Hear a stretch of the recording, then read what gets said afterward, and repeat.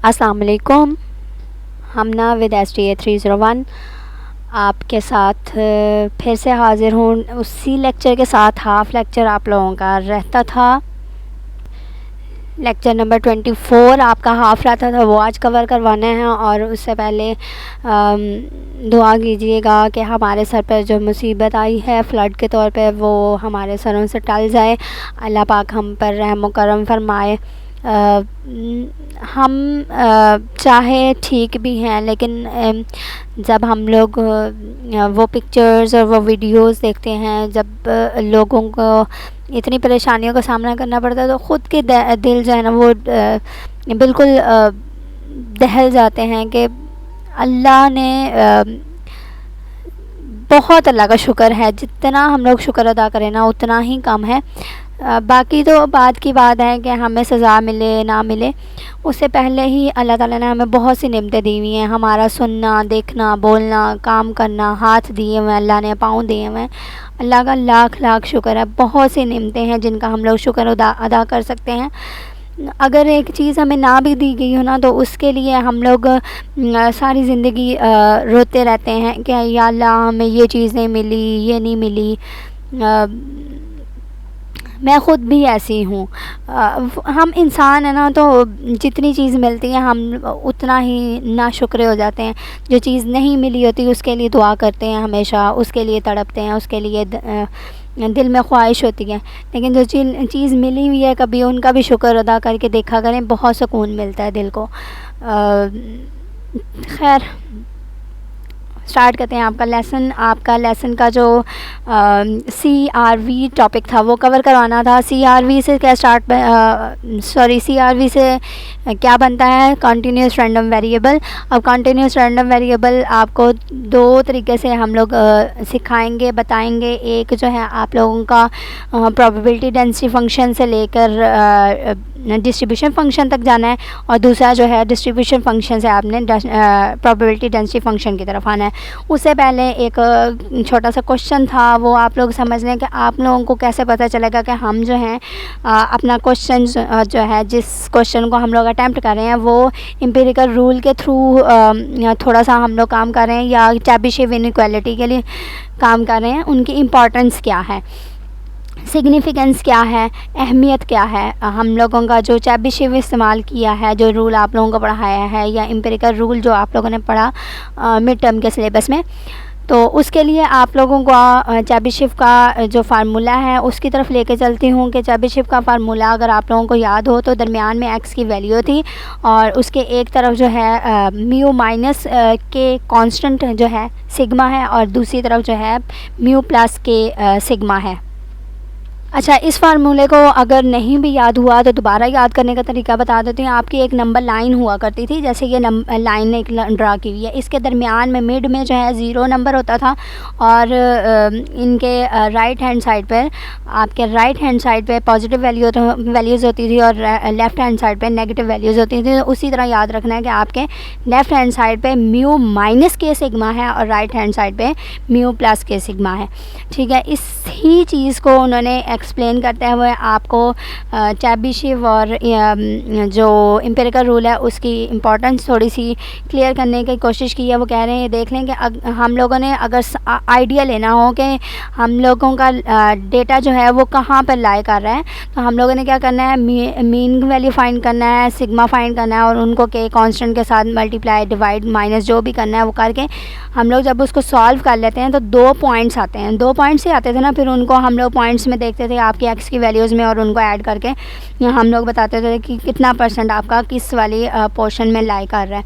तो वो जो है आपको given any data set, the moment we compute the mean and standard deviation we have an idea regarding the 2 points. जैसे ही हम लोग मीन माइनस म्यू सिग्मा या mean plus mu sigma find करते थे, तो उसको फाइंड करने के बाद 2 पॉइंट्स हम लोगों को मिलते थे, और हम उसे आइडिया लगाते थे कि आया mean minus 2 standard deviation and mean plus 2 standard deviation. अब 2 स्टैंडर्ड डेविएशन उन्होंने ब्रैकेट में इसलिए लिखा है कि आपको क्वेश्चन की तरफ दोबारा लेके गए। अब ये कहने का मकसद सिर्फ इतना है कि अगर तो आपका वो डेटा जो आपने फाइंड किया है, जैसे ये है, अगर इस डेटा को हमने ग्राफिकली शो कर दिया, उसके बाद अगर इनकी डॉट्स को एजेस को या एंड्स को जोड़ना शुरू करें तो जोड़ते जोड़ते ये देखें एक ऐसी शेप बनेगी, ठीक है। और ये शेप हम्प शेप कहलाती है। हम्प शेप क्या होती है? कोहान, ऊँट की कोहान जो होती है गर्दन के पीछे थोड़ी सी ऊपर से होकर फिर नीचे से झुकती है, तो वो कोहान जो है, अगर तो उस तरह की शेप बन रही है आपके ग्राफ की, तो आपको पता चल जाना चाहिए कि आपने जो आइडिया लिया है वो एम्पिरिकल रूल से लिया है। और अगर हम्प शेप नहीं बन रही तो वो क्या हो जाएगा, आप काम कर रहे हैं या आपका जो आइडिया है वो किस तरफ चला जाएगा, चेबीशेव इनइक्वालिटी की तरफ। नेक्स्ट आपको ये याद रखना है कि आपका कॉन्टीन्यूस रैंडम वेरिएबल जो है, ये क्विज़ के लिए आ सकता है, वो क्वांटिटीज़ हैं जो मेजरेबल हों, ठीक है। अब मेजरेबल देखो, मैं आपको कहूँ कि आपने जो है चीनी है उनके दाने गिनना शुरू कर दें, या आपके पास पानी पड़ा हुआ है उसको जो है इकट्ठा हाथ से शुरू करके इकट्ठा करना शुरू करें और उसको गिने के बताएं कि हाँ जी ये कितना है। ये नहीं, ये आपका रैंडम वेरिएबल कॉन्टीन्यूस नहीं है। कॉन्टीन्यूस एक क्वांटिटी है ना, मतलब आपकी काउंटिंग जो है, सिंपल काउंटिंग कह लो। कॉन्टीन्यूस वही होती है और डिस्क्रीट जो होती हैं वो उनके दरमियान में जो पॉइंट्स वगैरह होते हैं उस तरह के। तो ये जो कॉन्टीन्यूस रैंडम वेरिएबल है वो कौन सी क्वांटिटीज़ हैं? जो मेजरेबल हों, ठीक है। ये आपने याद रखना है। उसके बाद जो आपने चीज़ याद रखनी है वो क्या है कि आपकी जो कॉन्टीन्यूस रैंडम वेरिएबल्स के जो रिज़ल्ट हैं मेजरमेंट्स के थ्रू, वो एक सर्टन रेंज तक होते हैं। सर्टन रेंज क्यों वर्ड यूज़ किया है? क्योंकि हम लोगों ने आगे इंटीग्रेशन यूज़ करनी है और इंटीग्रेशन के लिए अपर लोअर लिमिट लगाई जाती है, और वो अपर लोअर लिमिट हम लोग तब लगाते हैं कि इससे एक्सीड आपकी वैल्यूज़ नहीं करनी चाहिए। आगे जाके एक क्वेश्चन भी इन्होंने किया हुआ है, उसको सिंप्लीफाई करके भी मैं आप लोगों को मैथ टाइप पे करवाने की कोशिश करूँगी। मैथ टाइप का भी थोड़ा सा आइडिया दूँगी ताकि आप लोगों की अगर तैयारी अच्छी होती है, चाहे वो मेरे लेक्चर्स ले रहे हो, चाहे आप लोग यूट्यूब पे किसी और के लेक्चर ले रहे हो, चाहे आप अपने LMS के जो मैम हैं बहुत अच्छी हैं, वो सालिया नगमी हैं, मैम सालिया नगमी, हाँ जी, उनके लेक्चर ले रहे हो, तो आपको लेक्चर्स तो कवर हो जाएंगे, लेकिन कहीं ना कहीं हम लोग आके मैथ टाइप पर अड़ जाते हैं। तो मेरी वो कोशिश है कि आप लोगों की मैथ टाइप जो है वो अच्छी करवाई जाए। तो आगे चलते हैं। आगे जो है इन लाइंस में, ये जो 3 लाइंस हैं, इनमें उनकी एग्जांपल्स दी हुई हैं कि आप लोग अपनी जो हाइट मेजर करते हैं या टेम्परेचर मेजर करते हैं, रेनफॉल की जो अमाउंट है वो मेजर करते हैं, या आपकी इलेक्ट्रॉनिक सिस्टम में जो टाइम टू फेलियर आ रहा है, मतलब क्लॉक्स में जो हम लोग कहते हैं 1 आवर हो गया है, 6 बज गए हैं, 8 बज गए हैं, ये सारी एग्जांपल्स जो हैं ये कॉन्टीन्यूस रैंडम वेरिएबल की हैं। अब आ गया CRV। ये देखें, मैंने क्विज़ भी लिखा हुआ है, शॉर्ट क्वेश्चन आंसर भी लिखा हुआ है, मतलब आपको ये क्विज़ के तौर पे भी आ सकती हैं ये बातें, 3-4 इकट्ठी क्विज़ भी आ सकते हैं, और आपको ये कॉन्टीन्यूस रैंडम वेरिएबल की डेफिनेशन भी पूछ सकते हैं। अच्छा, आगे जाके फिर जो है कॉन्टीन्यूस रैंडम वेरिएबल की हेडिंग दी जाएगी। वो कंफ्यूज नहीं होना। कॉन्टीन्यूस रैंडम वेरिएबल मैंने पहले भी कहा था कि हम लोग प्रोबेबिलिटी डेंसिटी फंक्शन से डिस्ट्रीब्यूशन फंक्शन की तरफ भी जाएंगे और डिस्ट्रीब्यूशन फंक्शन की तरफ से प्रोबेबिलिटी डेंसिटी फंक्शन की तरफ भी आएंगे। तो पहला जो है आपको प्रोबेबिलिटी डेंसिटी फंक्शन का बता रहे हैं कि आप लोगों ने उसमें कॉन्टीन्यूस रैंडम वेरिएबल के तौर पर क्या काम करना है या कैसे कैसे काम करना है। रैंडम वेरिएबल लफ्ज़ यूज़ किया गया है एक्स के साथ, वो इसलिए यूज़ किया गया है कि हम लोग अगर कोई सिक्का फेंकते हैं या कोई छक्का फेंकते हैं, या आप कह लो कि आपका जो वो कार्ड्स हैं, वो भी हम लोग जब कार्ड्स क्या होते हैं, ताश के पत्ते, ठीक है ना। तो ताश के पत्ते मैं आपके पास सामने जो है 5-6 रख लेती हूँ, मैं आपको कहती हूँ आपने इसमें से कोई एक पिकअप करना है, कोई एक कार्ड उठाना है, तो वो रैंडमली उठाओगे ना, ये तो नहीं करोगे आप पहले एक कार्ड देखा, अच्छा इसमें तो 1 आया है, फिर एक कार्ड उठाया इसमें तो 2 आया, तो जो सबसे बड़ा होगा वो आपने उठाना है, ये तो नहीं है ना। तो ये रैंडम नहीं होगा। जब आप एक चीटिंग करके चीज़ काम कर रहे हो वो रैंडमली नहीं है। रैंडम वो होता है कि आप अचानक से एक चीज़ उठा लो, या अचानक से कोई नंबर आपके सामने आ जाए।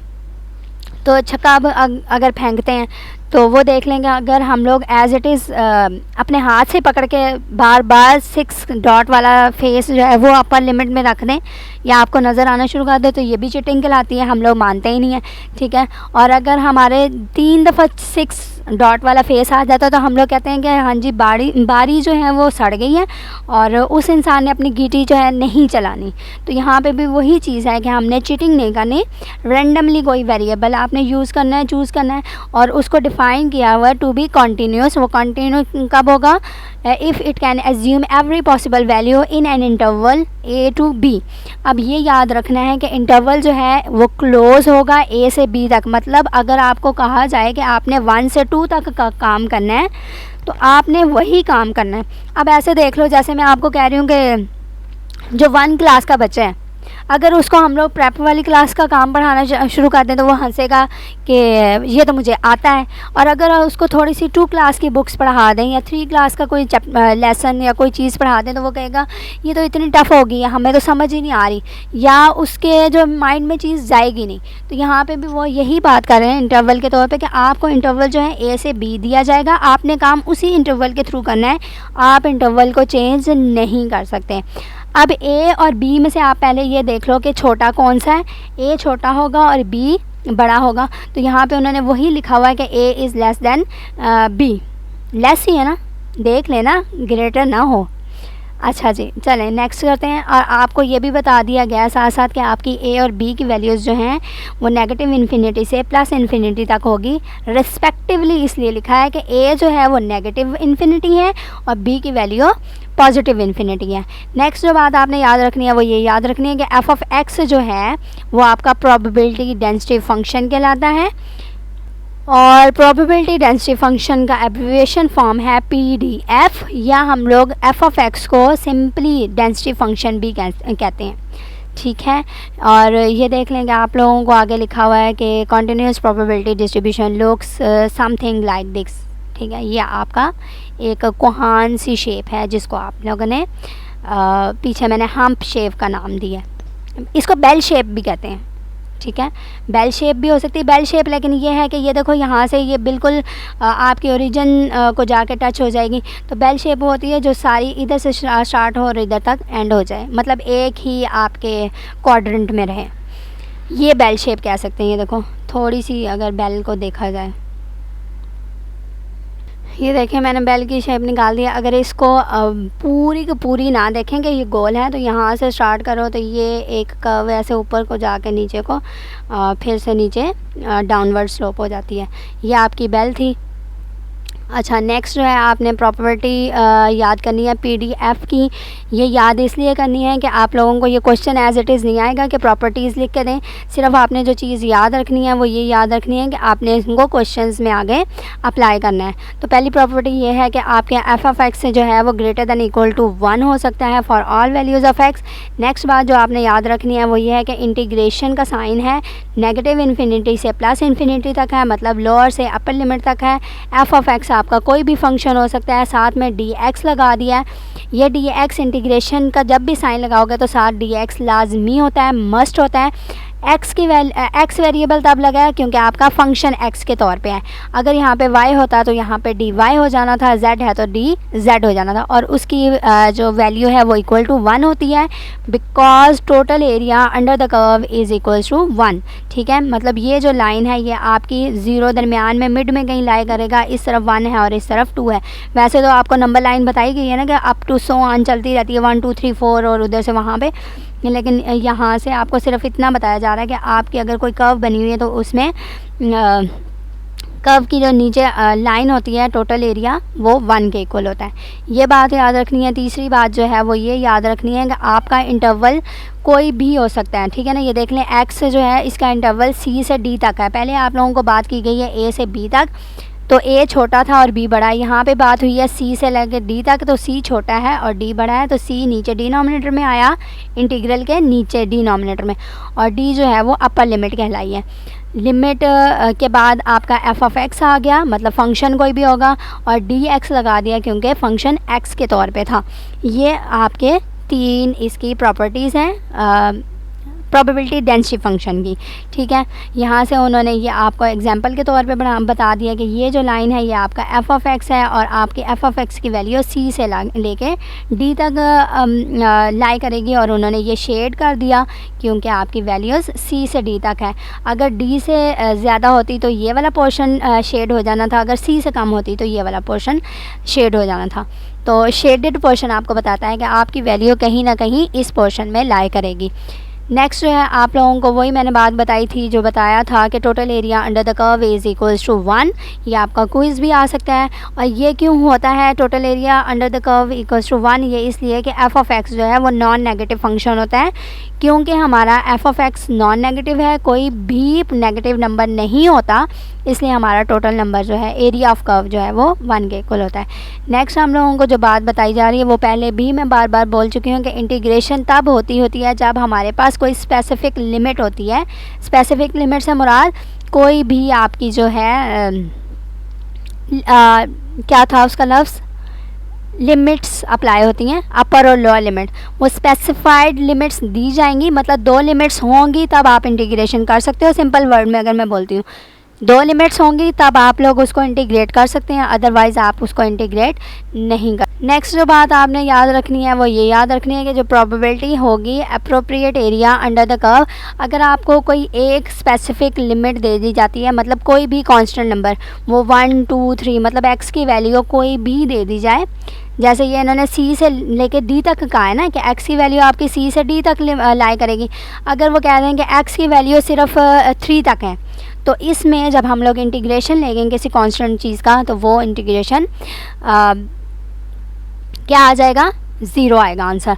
इसको भी करने की कोशिश मैं करूँगी, आपको समझाने की कोशिश करूँगी। नेक्स्ट जब आप लोगों का कोई एग्जांपल आगे आ रही है उसमें करवाने की कोशिश करूँगी। नेक्स्ट देख लें आप लोगों की ये वाली लाइन में वही बताया हुआ है, उसको इन चीज़ों को लिख के बता दिया है। ठीक है ना, आपने ये नोट करना है कि continuous random variable taking any particular value के कांस्टेंट, कोई भी एक्स की वैल्यू कांस्टेंट के तौर पे ली जाए, उसका इंटीग्रेशन जो है वो 0 हो जाएगा। इसी तरह ये चीज़ पढ़ लीजिएगा, कोई भी ऐसी चीज़ इसमें नहीं है जो मुश्किल होगी। नेक्स्ट देख लें, मैंने कहा था कि कॉन्टिन्यूस रैंडम वेरिएबल, फिर से आपको हेडिंग मिलेगी। अब ये कॉन्टिन्यूस रैंडम वेरिएबल क्या है कि आपको अगर डिस्ट्रीब्यूशन फंक्शन दिया जाता है, पहले क्या था, प्रोबेबिलिटी डेंसिटी फंक्शन था, एफ ऑफ एक्स स्मॉल दिया हुआ था, और आपने जो है उस फंक्शन का इंटीग्रेशन लेना था, तो जो आंसर आएगा वो आपका डिस्ट्रीब्यूशन फंक्शन कहलाएगा। डिस्ट्रीब्यूशन फंक्शन मतलब कैपिटल एफ ऑफ एक्स। कभी कभी ऐसा होता है आपको कैपिटल एफ ऑफ एक्स भी दिया जाता है, तो उसको जब हम लोग डेरिवेट करेंगे, उसका डेरिवेशन लेंगे, तो जो आंसर आएगा वो आपका प्रोबेबिलिटी डेंसिटी फंक्शन बनेगा। ठीक है, यहाँ पे भी वही चीज़ इन्होंने लिखी हुई है। इसका क्विज़ भी आ सकता है और ये आपकी डेफिनेशन भी बन सकती है। इसको देख लीजिएगा, मैं दोबारा नहीं पढ़ रही क्योंकि मैंने उर्दू में वैसे आप लोगों को सिंपली बता दी है। नेक्स्ट देख लें, ज़ाहिरी बात है जैसे आपका नॉन डिक्रीजिंग या नॉन नेगेटिव नंबर था आपका प्रोबेबिलिटी डेंसिटी फंक्शन, इसी तरह जो डिस्ट्रीब्यूशन फंक्शन है वो भी नॉन डिक्रीजिंग फंक्शन है, तो उस लिहाज से एफ ऑफ एक्स जो है वो ग्रेटर दैन 0 होगा। नेक्स्ट आपने क्या करना है, जो 2 चीज़ें मैंने आपको अभी ऊपर बताई थी वो उन्होंने इनको एज इट इज़ यहाँ पे लिख दिया। वो क्या है कि आपको अगर स्मॉल एफ ऑफ एक्स दिया जाता है, आपने उसके क्या करना है, इंटीग्रेशन करना है, और जो आंसर आएगा वो कैपिटल एफ ऑफ एक्स कहलाएगा। अगर तो आपको कैपिटल एफ ऑफ एक्स दिया हुआ है तो उस कैपिटल एफ ऑफ एक्स आपने क्या करना है, डेरिवेशन लेनी है, और जो आंसर आएगा वो आपका स्मॉल एफ ऑफ एक्स कहलाएगा। ठीक है, ये एग्जांपल है, इनके 5 पार्ट्स हैं, हम लोग 4 जो हैं अभी कवर करेंगे, और जो 5th पार्ट है वो 25 लेक्चर, हाँ जी 25 लेक्चर में कवर करेंगे, और साथ ही कुछ चीज़ें हैं वो उसी पार्ट के साथ कवर हो जाएंगी, इसलिए उन्होंने वो वाला पार्ट 25 में दिया हुआ है। अच्छा, स्टार्ट करते हैं। आपका पहला पार्ट वो कह रहे हैं find the value of K so that the function defined as follows may be are density function. अब देख लें, मे बी का वर्ड यूज़ कर दिया है कि आप लोगों ने खुद फाइंड करना है कि ये डेंसिटी फंक्शन है या डिस्ट्रीब्यूशन फंक्शन है। जब इन्होंने लिख दिया एफ ऑफ एक्स स्मॉल वाला, तो ये क्या हो गया, प्रोबेबिलिटी डेंसिटी फंक्शन है, हमें पता चल गया, और उसकी वैल्यू जो है वो के एक्स दे दी है। अब के एक्स तो दे दी है, लेकिन उन्होंने साथ ही आपकी एक्स की वैल्यूज़ जो हैं वो 0 से 2 तक कर दी हैं, और अगर कोई और वैल्यूज़ आती हैं, मतलब -1 -2 -3 आती हैं, या आपकी 3 4 5 6 वैल्यूज़ आती हैं, तो वहाँ पे उनका जो फंक्शन है वो ज़ीरो हो जाएगा। ये चीज़ इन्होंने लिखी हुई है। अब देखें सोल्यूशन उन्होंने क्या किया हुआ है, ये ए पार्ट का जो फाइंड करने का तरीका है वो ये देख लें। पहली बात जो है उन्होंने कहा था कि f(x) जो है वो ग्रेटर दैन 0 होना चाहिए। ज़ाहिरी बात है, आपको जब आंसर निकालोगे तो आपको ख़ुद पता चल जाएगा f(x) जो है वो ग्रेटर दैन 0 है। तो उस लिहाज से हमने क्या करना है, स्मॉल f(x) का इंटीग्रेशन करना है और उसको इक्वल्स टू 1 करना है। 1 क्यों करना है, क्योंकि हमें पता है कि total area under the curve equals to 1 है। अब इन्होंने ये देख लें, यहाँ पे इंटीग्रेशन लिखा। इंटीग्रेशन किसकी करनी है, अपर और लोअर लिमिट में यहाँ पे -∞ से +∞ लिखा हुआ है। f(x) dx भी लिखा, इक्वल्स टू 1 भी लिखा। अब -∞ टू +∞ क्यों लिखा है, क्योंकि आपको एक ओरिजिनल बात बताई है कि आपकी -∞ से +∞ तक कोई भी लिमिट हो सकती है, ठीक है। और वो लिमिट क्या है आपके क्वेश्चन में दी हुई है, 0 से 2 तक। अब इन्होंने जो ब्रेक किया हुआ है उसको देख लें कि -∞ से जो आपकी लोअर लिमिट है वहाँ तक आपने जाना, ठीक है, मतलब -∞ से 0 तक, और साथ में लिख दिया f(x) dx। प्लस करेंगे हम लोग जो आपने पिछले वाले इंटीग्रल पे अपर लिमिट लगाई थी वो आपकी लोअर लिमिट हो जाएगी। और अब देखो 0 से ज़ाहिरी बात है 2 तक अगर जाएं तो वो 2 आपका क्वेश्चन का अपर लिमिट है, तो हमारी भी 2 अपर लिमिट हो गई है। साथ में f(x) dx लगा दिया, प्लस अब ये पिछले वाले इंटीग्रेशन की अपर लिमिट वो लोअर लिमिट में चेंज हो जाएगी और हमारा जो एंड लेवल का अपर लिमिट है वो क्या हो जाएगा, +∞ f(x) dx। मैंने आपको क्या कहा था कि ये जो है ये आप सिंपल भी कर सकते थे, ठीक है, जो मैं करके दिखाऊंगी आप लोगों को। यहाँ पे ये बताने का मकसद सिर्फ इतना है कि आप लोग इस तरह भी कर सकते हैं, इनको परेशान मत हो जाना कि ये या कहाँ से चीज़ें आ गई हैं। अब सिंपल बात जो आप लोगों को बताई जा रही है कि अगर आपका इंटरवल 0 से 2 तक होता फिर तो हम लोग ये वाला फंक्शन यूज़ कर लेते। अब जो नेगेटिव वैल्यूज़ हैं उनके लिए भी ये वाला फंक्शन यूज़ नहीं कर सकते, तो उसके लिए उन्होंने 0 लगा दिया और 0 का इंटीग्रेशन हम लोग कर नहीं सकते, वो भी 0 आ जाएगा। इसी तरह 2 से ज़्यादा जो वैल्यूज़ हैं उनकी भी हम लोग इंटीग्रेशन नहीं कर सकते, क्योंकि हमें फ़ंक्शन उन्होंने बाउंड कर दिया है कि आपने फ़ंक्शन kx तब यूज़ करना है जब आपकी अपर लिमिट और लोअर लिमिट 0 और 2 होंगी। तो यहाँ से ये भी 0 हो गया और इसकी वैल्यू भी 0 आ गई और बचा ये वाला पोर्शन जो 0 से 2 तक का इंटरवल है, ठीक है। अब इसको मैथ टाइप में करने की कोशिश करते हैं। अच्छा जी, ये देख लें, मैथ टाइप का मैंने ओपन किया, लेकिन इसको फुल जो है इसकी नहीं करूँगी बिकॉज़ आप लोगों को फिर साइंस जो हैं वो क्लियर नज़र नहीं आएंगे, ठीक है। तो इसका देखें f(x) इक्वल्स टू kx उन्होंने दिया हुआ, फंक्शन जो है वो kx दिया हुआ। मैंने जो है इसकी लोअर लिमिट और अपर लिमिट 0 और 2 पुट कर दी, f(x) dx साथ लिख दिया। f(x) की जगह kx लिखेंगे और लिमिट जो है 0 से 2 तक रहेगी। k जो है वो कांस्टेंट टर्म है, वो मैंने इंटीग्रेशन से बाहर निकाल दी और आप लोगों ने भी जब कोई कांस्टेंट टर्म होता है वो बाहर निकालना है और आपका फंक्शन इंटीग्रेशन के साथ ही रहेगा। अब इंटीग्रेशन कैसे आपने निकालनी है वो देख लें। देखें, अगर तो x है, सिर्फ x, अब यहाँ पे वेरिएबल्स चेंज हो सकते हैं, y z जो भी आए, ठीक है। तो x की पावर कोई भी नहीं है, उसका मतलब होता है 1। जब हम लोग इंटीग्रेशन को करना है सॉल्व तो हमारा आंसर जो आएगा वो क्या होगा, 1 + 1 कितना हो जाता है, 2। तो x की पावर 2 होगी और उसी 2 को हम लोगों ने नीचे डिवाइड करना है, वेरिएबल नहीं लिखना, सिर्फ पावर को डिवाइड करना है। इसी तरह अगर x की पावर 2 है, x² है, तो उसकी इंटीग्रेशन क्या आ जाएगी, 2 पावर में +1 किया तो 3 और उसी पावर को नीचे डिवाइड कर देना है, डिवाइडेड बाय 3, x³ हो जाएगा। अगर x की पावर 19 है तो वो क्या हो जाएगा, 19 + 1 20 और उसी पावर को नीचे डिनोमिनेटर में लिख देना है। तो यहाँ पे भी यही चीज़ किया हुआ है कि x एक इकलौता x है ना, उसकी पावर 1 है, तो 1 + 1 कितना हो जाएगा, 2 और उसी 2 को डिवाइड कर दिया। अब जब हम लोगों ने इंटीग्रेशन को सॉल्व कर लिया है, प्लस पावर ऐड भी कर लिया और उसको डिवाइड भी कर लिया, तो हमारा जो इंटीग्रेशन साइन है वो ख़त्म हो जाएगा और हमने ब्रैकेट लगा के लिमिट्स जो हैं अपर और लोअर लगा देनी है। अच्छा, अब ये देख लें कि आपने इंटीग्रेशन वाला साइन यहाँ से लेना है। अगर तो आपने कोई भी लिमिट नहीं लगानी तो पहले वाला पोर्शन आप सेलेक्ट करोगे, अगर आपने लिमिट लगानी है तो ये वाला पोर्शन, मतलब आपको ये देखें वो बॉक्सेस के तौर पे दे देंगे कि हाँ जी यहाँ पे वैल्यू लिखें, लोअर अपर लिखें और यहाँ पे फंक्शन लिख दें, ठीक है। ये आ गया। नेक्स्ट आपकी जो चीज़ है वो क्या था कि आपने डिवाइड में लिखना है। अब ये डिवाइड में कैसे लिखना है, ये देखें, यहाँ से आपने क्लिक किया, फर्स्ट वाला ऑप्शन किया, ये देखें ऊपर भी कोई वैल्यू लिखेंगे, नीचे भी कोई वैल्यू लिखेंगे। अब मैंने लिखा x, ठीक है ना, x लिख दिया। अब इसकी पावर लिखनी है, तो यहाँ पे क्लिक किया थर्ड वाले पोर्शन में, और पावर के लिए ये देखो एक डॉट ऊपर बना हुआ है, पावर के लिए ये क्लिक करेंगे। अगर बेस पे लिखना है तो ये वाला क्लिक कर देंगे, और अगर दोनों लिखनी है वैल्यूज़ आपने, तो उससे नेक्स्ट वाला थर्ड वाला पोर्शन ये देखें उन्होंने नीचे भी दे दिया और ऊपर भी एक बॉक्स दे दिया कि आप यहाँ पे अपनी वैल्यूज़ लिख लें। तो मैंने ये वाला जो स्टेप है ये इस तरह किया। अच्छा, x²/2 और साथ में क्या है आपका लिमिट्स 0 से 2 तक हैं। अब ये जो 2 है ये भी कांस्टेंट है, ये भी मैंने डिनोमिनेटर में है ना, तो वहाँ पे जाके जब बाहर निकलेगा वो भी k के डिनोमिनेटर में आ जाएगा, k/2 हो जाएगा। अब क्या बच गया अंदर ब्रैकेट में x²। तो अब लिमिट्स लगाने की बारी है, तो x² मतलब x की जगह 2 पुट करेंगे तो 2 का स्क्वायर हो जाएगा, upper limit minus lower limit, minus लगाया, लोअर लिमिट 0 है तो x की जगह 0 और उसका स्क्वायर, 0 तो है कैंसिल हो जाएगा और 2 का स्क्वायर 4 हो गया।